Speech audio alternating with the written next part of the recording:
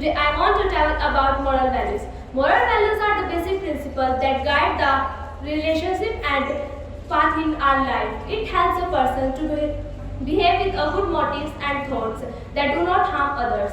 Moral values are the compel for the violence or peace.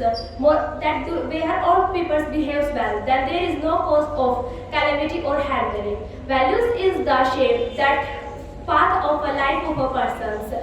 Values is very important in every human being life. Every person in the life have their own set of values. The values are taught us by our parents and teachers. We acquire some values in our childhood.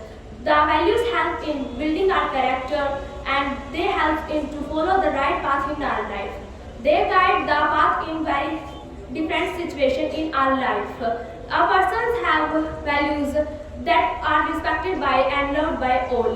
Some moral values: be brave, don't be just, always speak truth, loyalty, politeness, be brave, and many more. That it is very hard to choose one moral values. That all moral values are the basic important in our life. Thank you. Have a nice day.